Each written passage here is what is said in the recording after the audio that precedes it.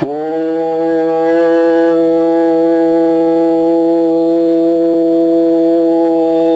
ஈஸ்வரா குருதேவா. நான் நிறைய இடங்களுக்கு போயிருக்கிறேன்.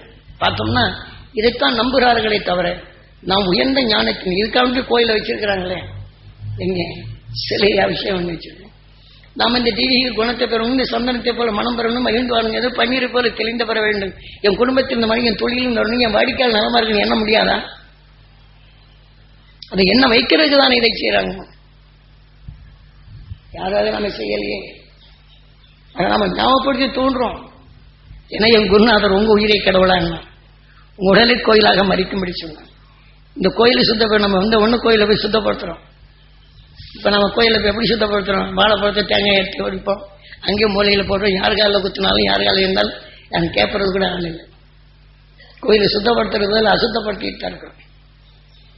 இதை போன்ற நிலைகள் எல்லாம் இருந்து நாம் விடுபட வேண்டும். எப்போதுமே இந்த ஆலயத்தின் பண்புகள் மனிதன் நீ எண்ணி உணர்வு உயிர் இயக்குகின்றது. அந்த உணர்வை அதிகமாக சேர்த்து கொண்டால் அதன் வழியை உன்னை அழைத்து செல்லுதான் கீதையிலே நீ எதை எண்ணுகின்றாய் அதுவாகின்றாய்.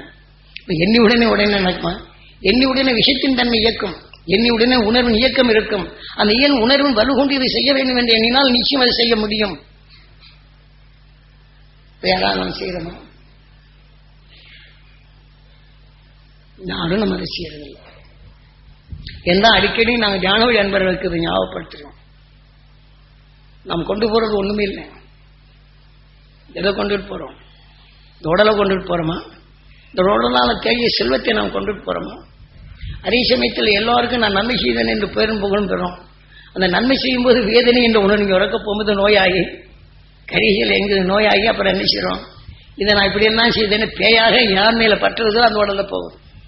அந்த உடலுக்குள் போய் இதே தீவினை உருவாக்கி கடைசியில அந்த வேதனை என்ற உணர்வுக்கு தக்கவாறு மனிதன் அல்லாத உருவாக்கி இதுகளெல்லாம் நாம் தெரிந்து கொள்ள வேண்டிய நமது ஆலய பண்புகளை தெளிவாக தெரிந்து கொள்ள வேண்டும்.